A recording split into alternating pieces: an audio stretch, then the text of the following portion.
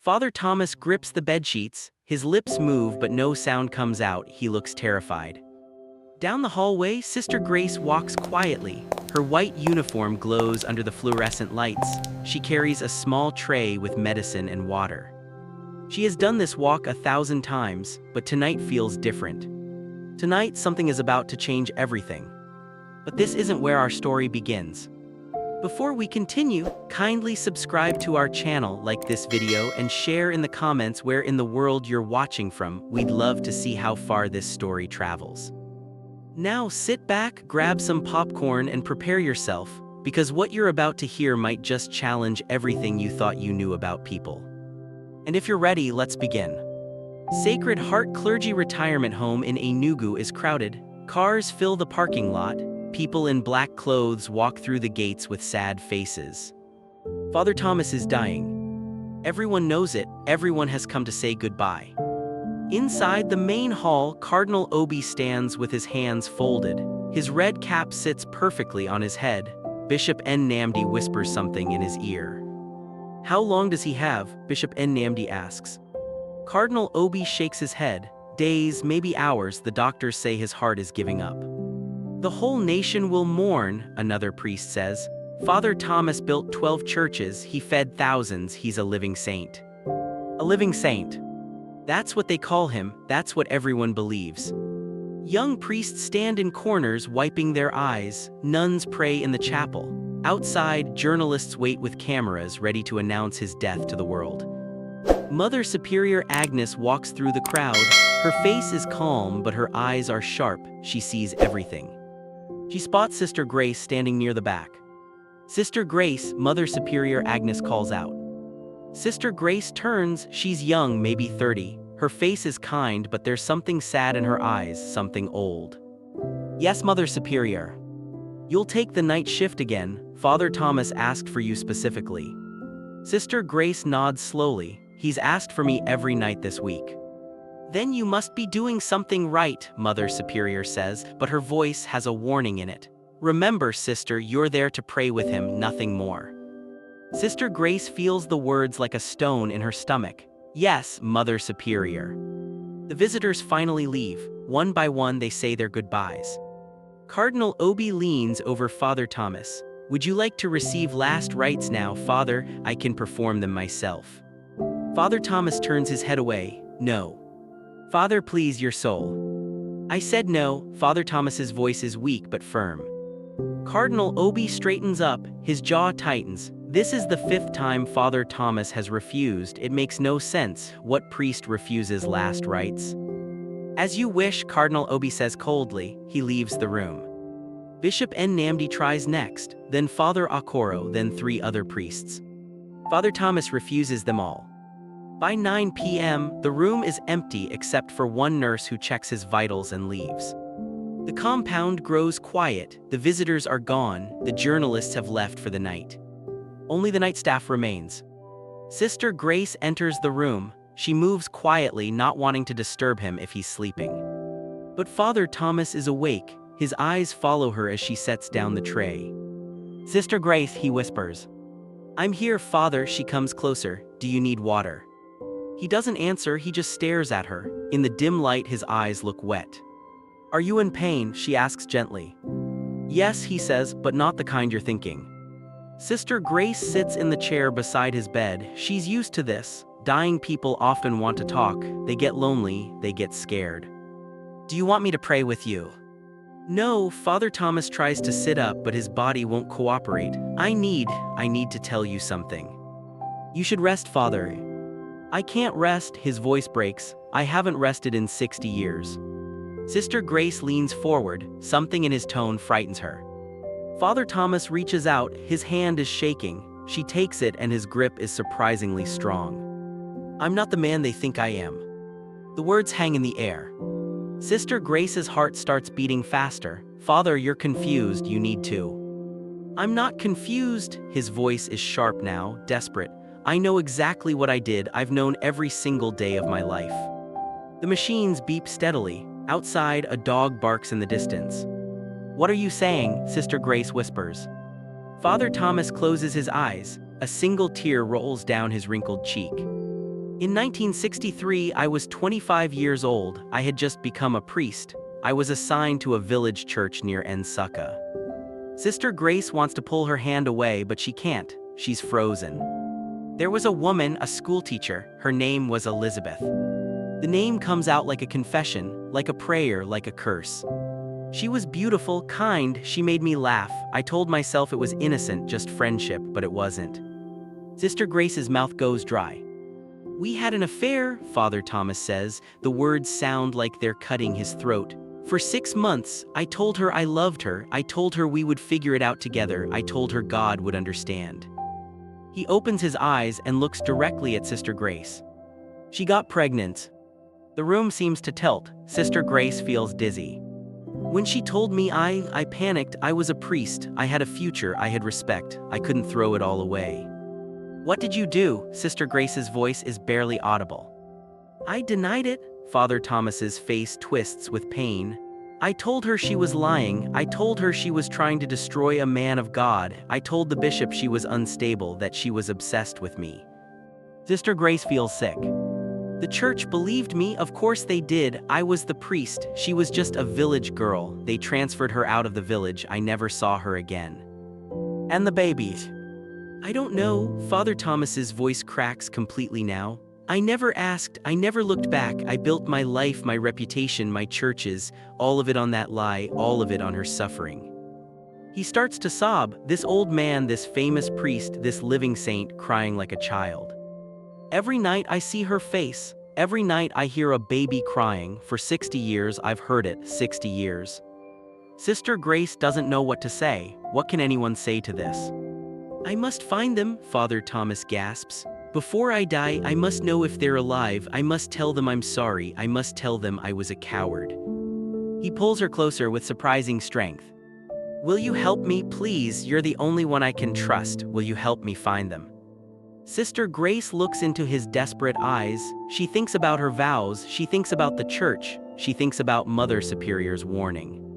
But she also thinks about a young woman, alone and pregnant, thrown out of her village because a priest lied.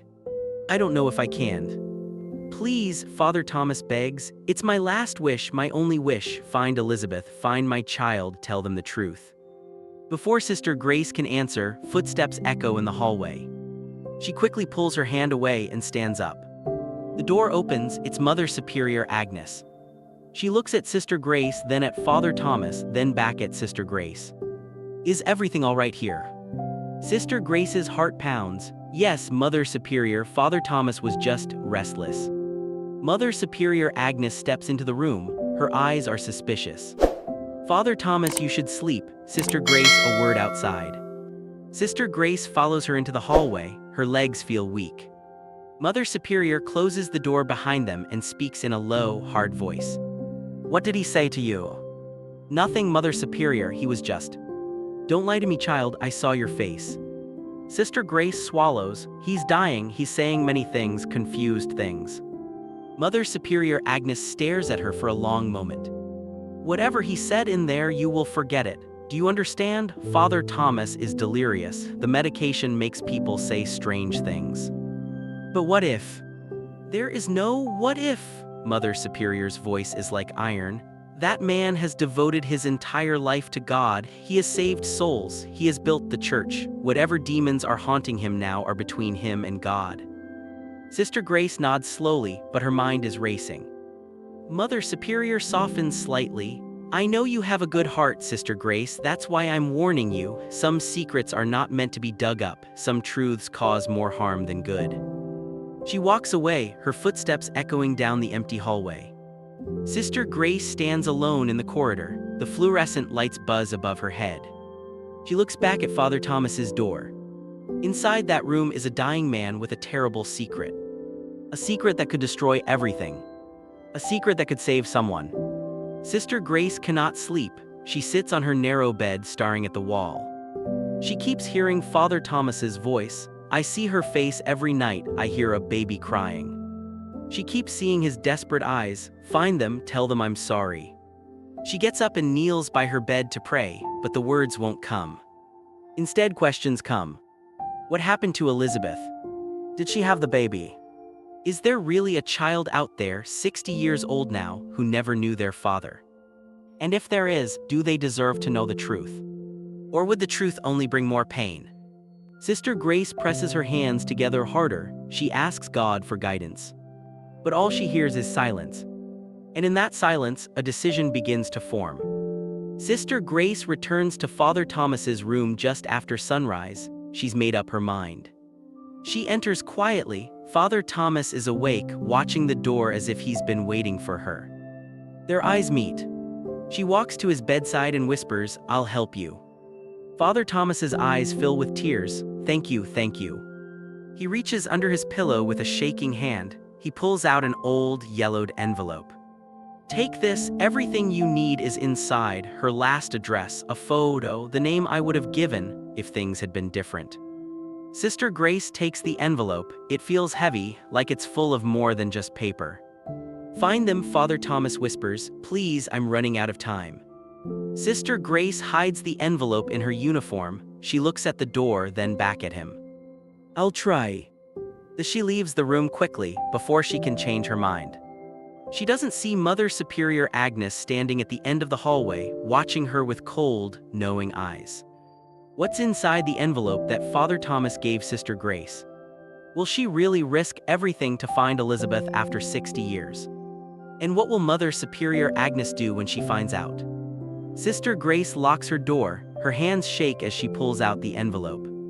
She sits on her bed and stares at it. The paper is old, turning brown at the edges. It smells like dust and secrets. She takes a deep breath and opens it.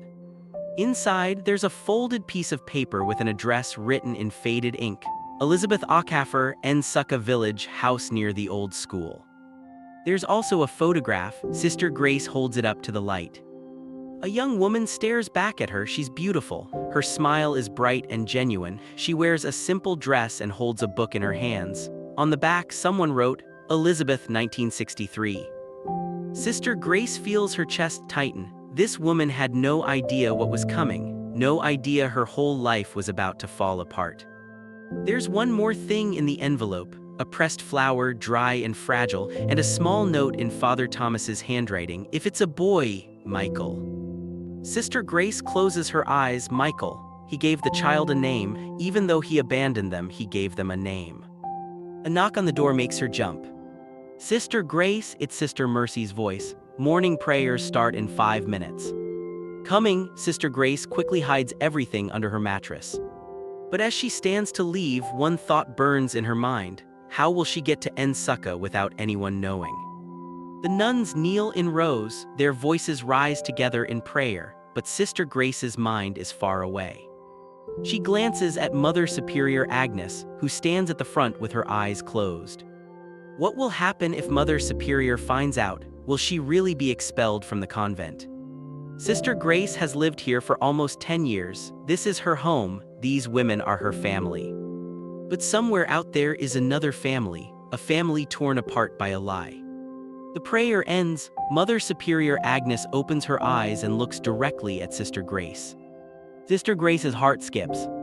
"Sister Grace, Sister Mercy, Sister Beatrice, you three will go to the market today. We need supplies for the week." Sister Grace can't believe it. The market, that means leaving the compound. "Yes, Mother Superior," they say together. As they file out of the chapel, Mother Superior Agnes calls out, "Sister Grace, one moment." The other nuns continue walking. Sister Grace stops and turns. Mother Superior walks toward her slowly. "I'm trusting you today, don't make me regret it." "I won't, Mother Superior." "Good," Mother Superior's eyes bore into hers, "because if I find out you've been disobedient, there will be consequences." Sister Grace nods, not trusting her voice. The market is loud and crowded. Vendors shout their prices, women bargain over tomatoes and fish, children run between the stalls. Sister Mercy and Sister Beatrice move from vendor to vendor, buying rice, beans, vegetables. Sister Grace stays close, but her mind is working fast. She needs to slip away, just for a few hours, just to get to Ensukka and back. But how? "Sister Grace, can you get onions from that vendor over there?" Sister Mercy points across the market. "Yes, sister." Sister Grace walks toward the onion vendor, but she keeps walking, past the vendor, past the next stall, and the next. Her heart pounds. She's never done anything like this before, never disobeyed, never lied. But she keeps walking. She reaches the edge of the market where the transport vans wait. Drivers call out destinations. Nsukka, 1 seat left. Sister Grace hesitates. Once she gets in that van, there's no going back. She thinks of Father Thomas's desperate eyes. She thinks of Elizabeth's young, smiling face in the photograph. She gets in the van. The van is packed. Sister Grace sits squeezed between a woman with a baby and a man carrying a crate of chickens. The woman looks at her uniform. "Sister, are you going to visit someone in Nsukka?" "Yes, an old friend." The lie tastes bitter in her mouth, but what else can she say? The journey takes an hour. Sister Grace watches the city fade into the countryside. Fields of cassava stretch on both sides. Small villages appear and disappear. She clutches her small bag. Inside is the photograph and the address. What if Elizabeth doesn't live there anymore? What if she moved? What if she's dead? Sister Grace pushes the thoughts away. The van finally stops. Nsukka, last stop. Sister Grace climbs out. The village is small and quiet, nothing like busy Enugu. Chickens peck at the red dirt. An old man sits under a tree watching her curiously. She approaches him. "Excuse me, sir, I'm looking for someone, Elizabeth Okafor. She lives near the old school." The old man's eyes narrow. "Elizabeth, you mean Mama Michael?" Sister Grace's heart leaps. "Mama Michael, so there really is a Michael." "Yes, can you tell me where she lives?" The old man points down a narrow path. "Follow that road, last house on the left," but he hesitates. "Why are you looking for her?" "I have a message for her from an old friend." The old man grunts. Mama Michael doesn't have many friends, she keeps to herself. Sister Grace thanks him and starts walking. The path is dusty and uneven. Sister Grace passes small houses with rusted roofs. Children stop playing to stare at her. A nun in their village is unusual. Finally, she sees it, the last house on the left. It's tiny, the paint is peeling, the fence is broken, but there are flowers growing in the front yard. Someone takes care of this place. Sister Grace stands at the gate. Her mouth is dry, her hands are sweating. What will she say? How do you tell a woman that the man who destroyed her life is dying and wants forgiveness? She opens the gate, it creaks loudly. A voice calls from inside the house. "Who's there?" "My name is Sister Grace. I've come from Enugu. I need to speak with Elizabeth Okafor." Silence. Then the door opens slowly. An old woman steps out. She's thin and bent. Her hair is completely white. She wears a faded wrapper and moves carefully, like every step hurts. But it's her eyes that make Sister Grace freeze. She's blind, her eyes are clouded, staring at nothing. "Elizabeth Okafor," Sister Grace's voice is gentle. The old woman tilts her head, listening. "That's me. Who are you? Why have you come?" Sister Grace steps closer. "I'm a nun from Sacred Heart in Enugu. I work at the clergy retirement home." Elizabeth's whole body stiffens. "The clergy home?" "Yes." "Why would someone from there come to me?" Elizabeth's voice is sharp now, defensive. Sister Grace takes a breath. "Because of Father Thomas." The name hangs in the air like a gunshot. Elizabeth's face changes, all the color drains from it, her hands begin to shake. "Get out. Please, Get out of my compound." Elizabeth's voice rises. "I don't want to hear that name, not today, not ever." "He's dying," Sister Grace says quickly. "He asked me to find you, So he remembers now?" Elizabeth laughs, but it's a terrible sound, cold and bitter. Now that death is knocking, now he wants to clear his conscience. Sister Grace doesn't know what to say. Elizabeth turns as if to go back inside, then stops. Her shoulders sag. 60 years, she whispers. 60 years I've lived with what he did to me, and now he sends a messenger. He didn't send me officially. The church doesn't know I'm here. He begged me to find you, to tell you he's sorry. Elizabeth stands very still. Then slowly she sits down on the step. She suddenly looks older, tired. "Come here, sister, sit with me." Sister Grace sits beside her on the concrete step. "What does he want from me?" Elizabeth asks quietly. "Forgiveness, and he wants to know about the child." Elizabeth's blind eyes fill with tears. "Michael." You had him. Of course I had him. What choice did I have? Elizabeth wipes her face with the back of her hand. Do you want to know what happened to me, sister? Do you want to know what your precious Father Thomas did? Sister Grace nods, then realizes Elizabeth can't see her. Yes, please tell me. Elizabeth's voice becomes distant, like she's traveling back in time. I was 22 years old. I was a school teacher in this village. I loved teaching. I loved the children. I had dreams of opening my own school one day. She pauses, remembering. Then he came, Father Thomas. He was 25, young, handsome, full of passion about God and changing the world. He was different from the old priest before him. We became friends. He would visit the school. We would talk about books, about life. He made me laugh, and I fell in love with him. Sister Grace listens, her heart breaking. He said he loved me too. He said the rules didn't matter when love was real. He said God understood. He said we would leave together, start a new life. Elizabeth's voice cracks. I believed him. I believed every word. When I got pregnant, I was scared, but I thought we would face it together. What happened when you told him? He changed. Elizabeth's face hardens. Like someone flipped a switch. Suddenly, I wasn't his beloved anymore. I was a liar, a seductress, a woman trying to destroy a man of God. Sister Grace feels tears in her own eyes. He told the bishop I was obsessed with him, that I was making up stories. The bishop believed him, of course. Why wouldn't he? I was nobody. He was a priest. They transferred me out of the village. My parents disowned me. My friends turned their backs. I was alone, 6 months pregnant and completely alone. I gave birth in a mission hospital. I held my son and I cried because I knew his life would be hard. I knew he would grow up with people whispering about him. Bastard, sin child, the son of shame. Sister Grace can barely breathe. But I raised him, Elizabeth says, and there's pride in her voice now. I raised him alone. I worked 3 jobs. I cleaned houses. I sold vegetables. I did whatever I could to feed him and send him to school. Where is Michael now? Sister Grace asks softly. Elizabeth's face softens. A small smile appears. He's a doctor. Can you believe that? My son, the one they called a bastard, is now Dr. Michael Chukwu. Sister Grace's eyes widened. Dr. Michael Chukwu from University Hospital in Enugu. You know him? I know of him. He's famous. He runs the children's ward. He saved hundreds of children. Elizabeth nods slowly. Tears run down her wrinkled cheeks.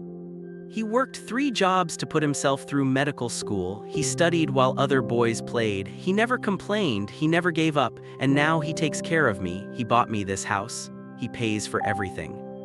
Sister Grace feels overwhelmed. Father Thomas's son, the child he abandoned, a doctor, a good man. He doesn't know, does he? Sister Grace asks, about his father. Elizabeth shakes her head. I told him his father died before he was born. I never said who he was. What good would it do? Father Thomas wants to see him. He wants to tell him the truth. No, Elizabeth's voice is firm. Absolutely not. But, listen to me, sister. Elizabeth turns toward her, and even though she can't see, her gaze is piercing. Michael is an atheist. Do you know why? Because when he was a child, church people mocked him. They mocked me. They said we were cursed. They said my pregnancy was punishment from God. Sister Grace feels ashamed, even though she wasn't there. He grew up angry at the church. He swore he would never step foot in one again. But he's not a bitter man. He's kind. He's generous. He's donated his entire life savings to build a children's hospital. Do you understand? A hospital for abandoned children, because he knows what it's like to be unwanted. Elizabeth grabs Sister Grace's hand. Her grip is strong. If you tell him that his father is Father Thomas, the famous priest, the living saint, it will destroy him. Everything he believes about himself will shatter. Don't do that to my son, please. Sister Grace sits in stunned silence. Father Thomas wants confession and reunion. But Elizabeth wants protection and silence. Which path is right? What will you tell Father Thomas? Elizabeth asks. Sister Grace doesn't know how to answer. Before she can speak, a car pulls up to the house. A nice car, clean and expensive. The door opens and a man steps out. He's tall, well-dressed, carrying a bag of groceries. Mama, he calls, then he sees Sister Grace and stops.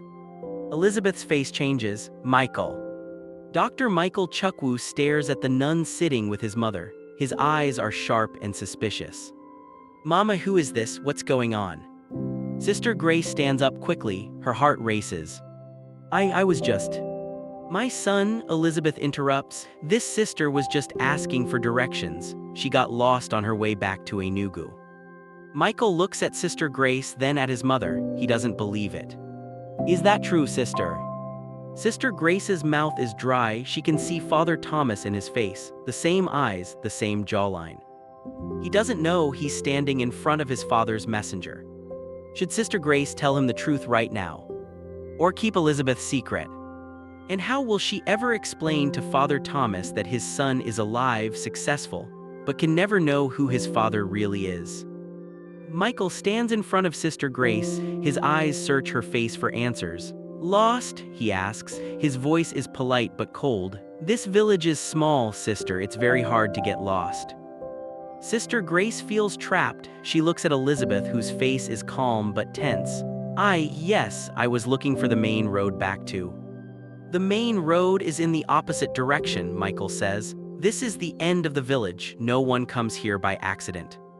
Elizabeth stands up slowly. "Michael, don't be rude. The sister made a simple mistake." Michael sets down the groceries. He doesn't take his eyes off Sister Grace.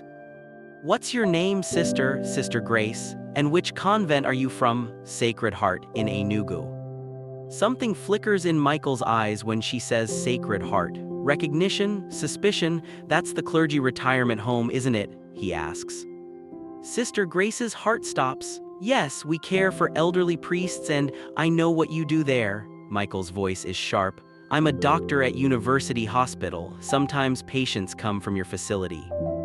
The air feels thick. Elizabeth reaches out, trying to find her son's arm. "Michael, please, the sister was just leaving." But Michael doesn't move. He crosses his arms. "Mama, you're a terrible liar. You always have been. Now, Sister Grace, why don't you tell me the real reason you're here?" Sister Grace's mind races. She can't tell him the truth. Elizabeth begged her not to, but she can't keep lying either. "I'm here because," she takes a breath, "because someone asked me to check on your mother, an old friend who heard she wasn't well." It's not completely a lie. Father Thomas did ask her to find Elizabeth.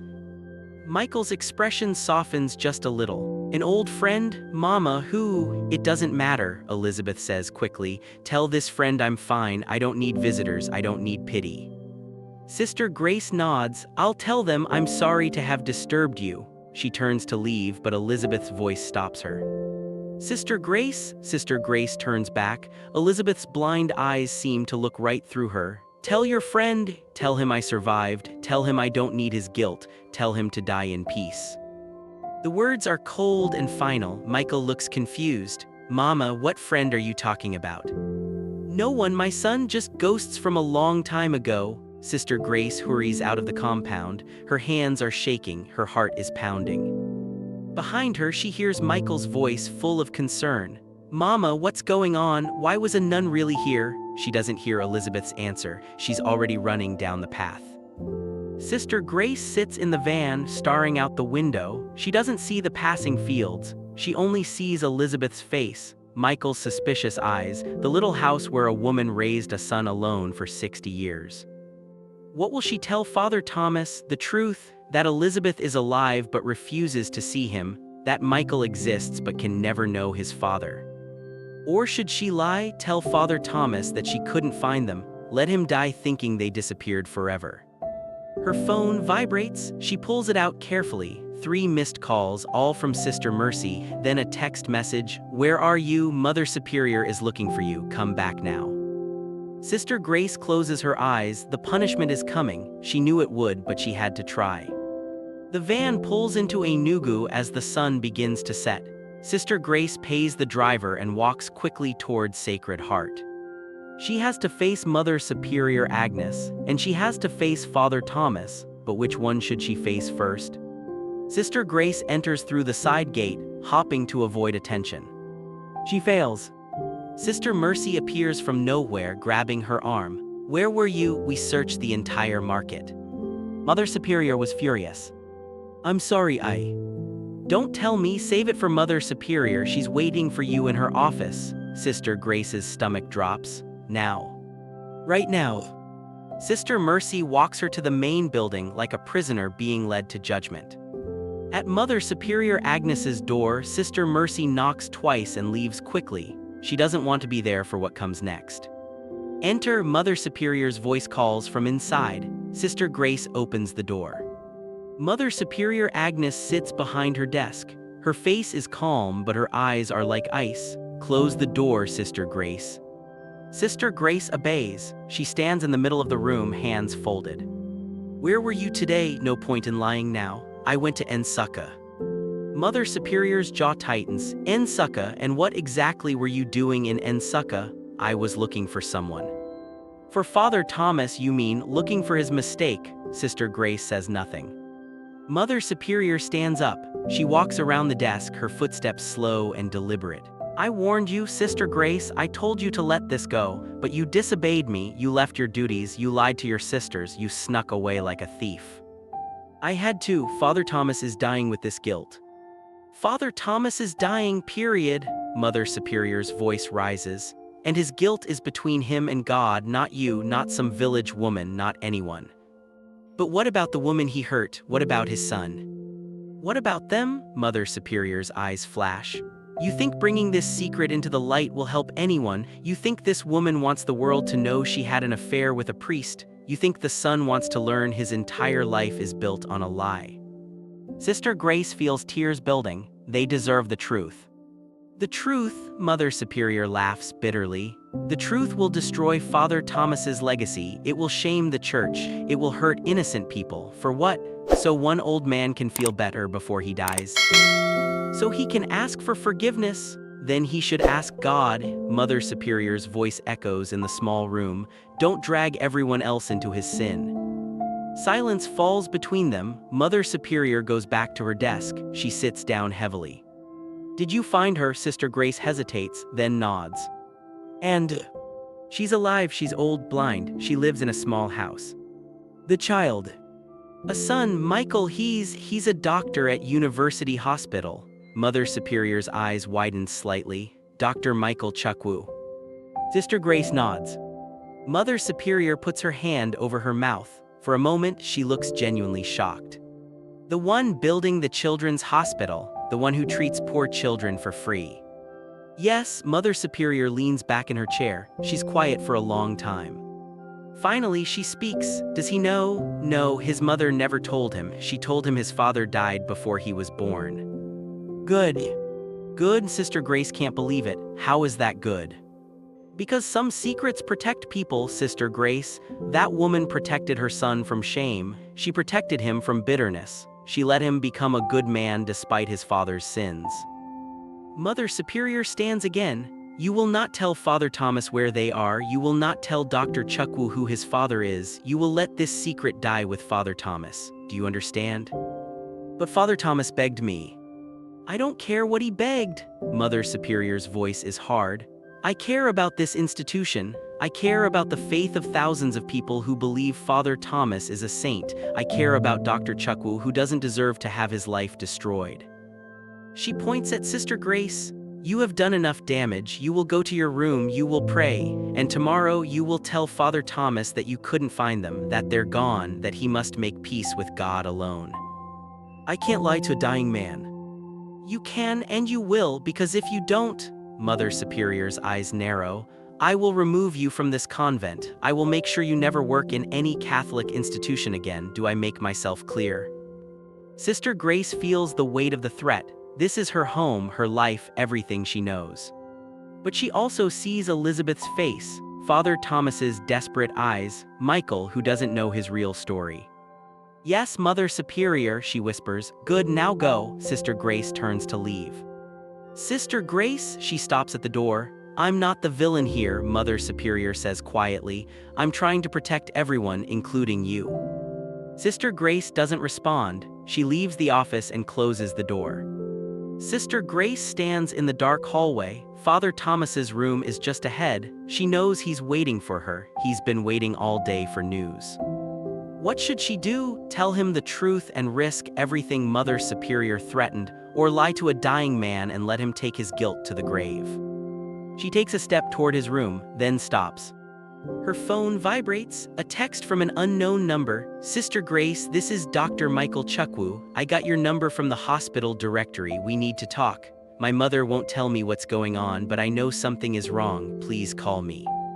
Sister Grace stares at the message. Her hands start shaking. Michael knows something is wrong. He's looking for answers. What if he finds them on his own? Before she can think more, the door to Father Thomas's room opens.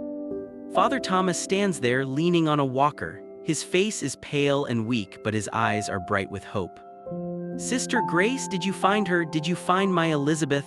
The old man looks so desperate, so fragile, he might collapse right there in the hallway.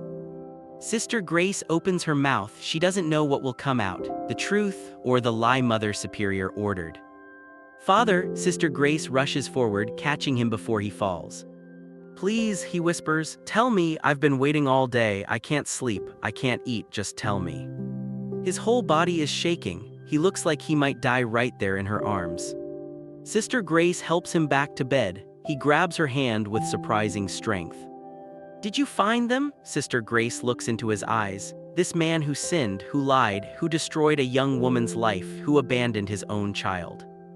But also a man who is suffering, who is dying with regret. She makes her choice. Yes, she says quietly, I found them. Father Thomas's face transforms, tears stream down his cheeks. Thank God, are they all right? Elizabeth is alive. She's old now, blind, but she's alive. And the baby, did she have the baby? Sister Grace nods slowly. A son, she named him Michael, just like you wanted. Father Thomas sobs, his whole body shakes with emotion. Michael, my son is alive.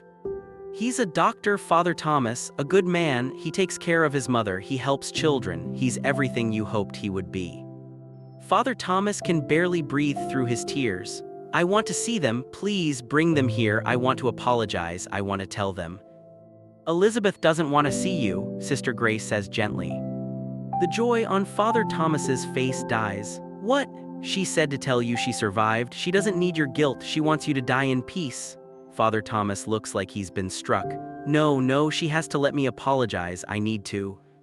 And Michael doesn't know, Sister Grace continues. He thinks his father died before he was born. Elizabeth never told him the truth. Then I'll tell him everything. Father Thomas, listen to me. Sister Grace holds his hand tightly. Michael is an atheist. He grew up hating the church because church people mocked him and his mother. If you tell him now, if he learns that his father is the great Father Thomas, it will destroy him. Father Thomas shakes his head. But I have money, property, I can leave everything to him. I can make up for. You can't make up for 60 years. The words hang in the air. Father Thomas stares at her, then he collapses back against his pillow. So I'm going to die without seeing them, without asking forgiveness. Elizabeth forgave you a long time ago, Sister Grace says softly. She said so, but she won't let you destroy her son's peace. Father Thomas closes his eyes, more tears leak out. What have I done? He whispers. What have I done? Sister Grace doesn't answer. There is no answer that will help. She sits with him as he cries, an old man facing his sins at the end of his life. Sister Grace lies in bed, unable to sleep. She disobeyed Mother Superior. She told Father Thomas the truth. What will happen now? Her phone lights up. Another message from Dr. Michael Chukwu. Sister Grace, please, I know my mother is hiding something. It's about my father, isn't it? I deserve to know the truth. Sister Grace stares at the message. Michael is asking questions. Father Thomas knows his son is alive. Mother Superior has forbidden her from saying more. And somewhere, Elizabeth sits alone in her small house, protecting the secret that has defined her entire life. How long can the secret stay buried when everyone is digging? What will Father Thomas do with the truth he now knows? And what happens when Michael starts investigating on his own?